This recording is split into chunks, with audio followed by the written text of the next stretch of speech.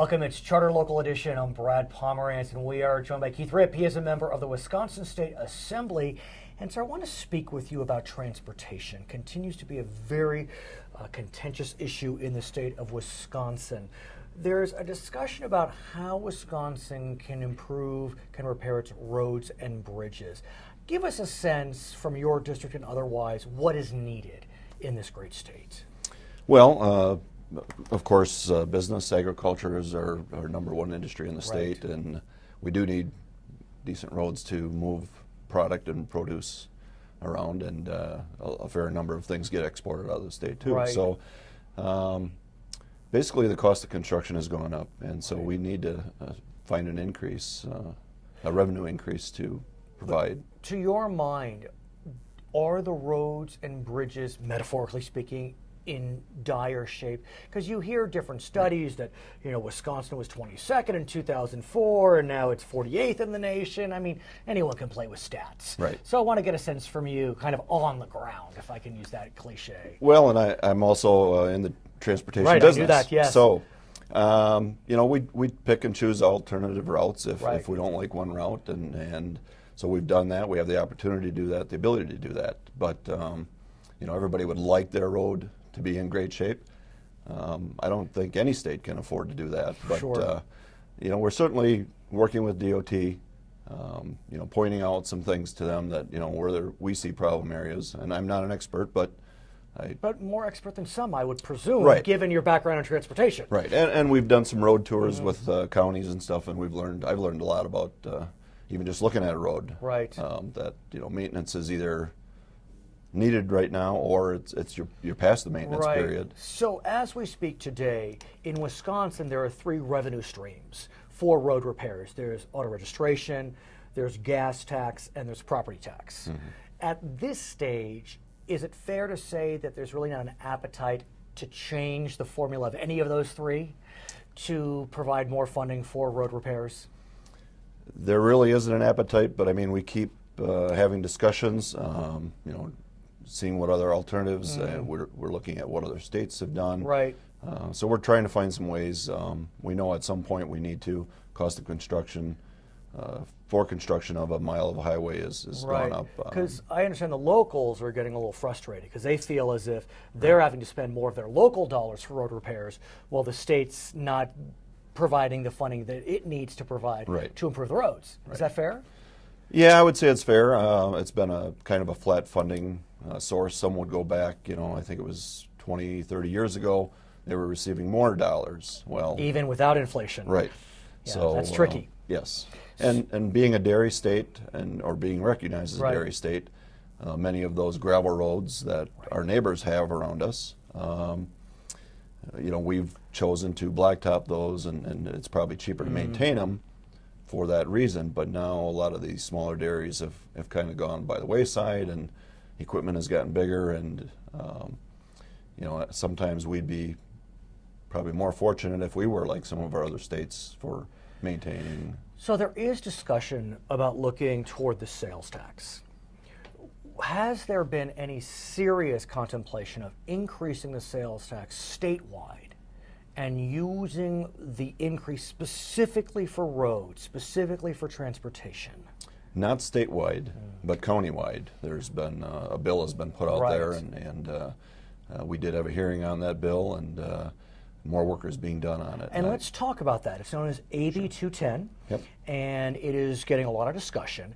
And under AB 210, as it's written today, things could change, but it would allow counties to pass their own sales tax. I guess it would be a half-cent increase with a 4-year sunset. And that money would be dedicated to transportation needs. Yes. What do you make of that, looking at this issue county by county, as opposed to we're all in it together, let's do this statewide for Wisconsin? Right. Each county has, I guess, different needs. So we've got several counties that are interested in doing this, and that there again, it's going to local government, doing the referendum on it, getting it done. moving forward. What about looking at income tax? Some have said sales tax is regressive, income tax more progressive. What do you make of that? Well, there's been some discussion on property tax and everything else, Right. and so that we need to dig into that deeper as far as if we're going to try to eliminate one and increase Right. one, and because the revenue still has to come from somewhere. I want to go back to the sales tax possibility. I was reading about other jurisdictions, both local and state, that put measures on the ballot to increase sales tax in some form for transportation. In Atlanta, for example, happened in 2012, crushed. It got crushed, got 38%. Just recently in Michigan, this was statewide admittedly, crushed, 41% yes. So it's interesting. It's almost as if, these are different areas, but we're a bit schizophrenic. We want our roads and bridges, metaphorically speaking, to be in great shape, but when we're asked to chip in a bit more, no. Right. And that's, we've heard for quite a while now, is that everybody wants nice roads. Right. Nobody's willing to pay for them, or how do we pay for them? But do you think that if these measures were presented directly to a specific county, like the Atlanta model, but obviously Atlanta's huge, these counties in Wisconsin a little smaller, that an argument could be made that would be persuasive to the voters, and it could be done efficiently, effectively, county by county? Yes, very much so. In fact, I've heard from a few counties that they talked about the wheel tax and some other forms, and they really didn't want to go down that road. They wanted to utilize the sales tax. So it begs the question, as we're talking about roads, as an ag man, dairy man yourself, that there's questions about how farmers are using certain equipment within the purview of the law. And we've learned that farmers, law-abiding citizens themselves, didn't even realize that they were breaking the law in certain instances. Right. You have been instrumental in changing that through revising the husbandry laws. Right. It's a little inside baseball, if I can use it, but important. Yes. So talk to us about that, sir. Well, like I mentioned, agriculture is basically our number one industry.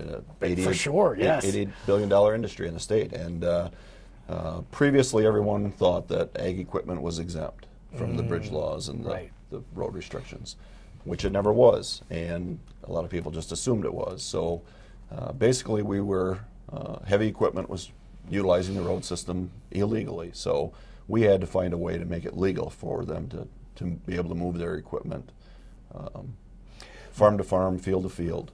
But are the laws now written in a way to take into consideration their impact on the roads? It all comes around. Yeah, and we're learning more as we go about it. I mean, we have a no fee permit system in place. Yes. And so we are able to, through that system, the towns are able to track, okay, who's utilizing our roads. Oh, so I see. So you actually, your view, if I can speak for you, is that by having no fee, more people will comply, and then there's more efficient reporting. We hope so, yep. Right. And plus the DOT has a system of a fee structure for semis moving overweight equipment and things in and out. And so for their sake, they wanted kind of a permitting system, but we didn't want to attach a fee to it. Maybe at some point there will be a discussion about if you need a number of permits, you look at paying a fee instead. But does it all come around? I mean, maybe is this the way to improve roads and bridges? If you're driving a tractor trailer, whatever it may be, that is much more damaging to the road just because of its size, maybe you pay a little more? I don't know. Yeah, I think the sales tax is definitely the first step. Right. Yep. But what about, I don't know, I'm just being crazy, looking at those that use the roads more, right? And cause more damage to the roads. Well, there's not a large amount of this equipment that needs to be permitted. I hear you. Okay. But there is enough of it out there and it's getting bigger, and so we're trying to deal with that. He is Keith Ripp. He's a member of the State Assembly on Brad Pomerance. It's Charter Local Edition.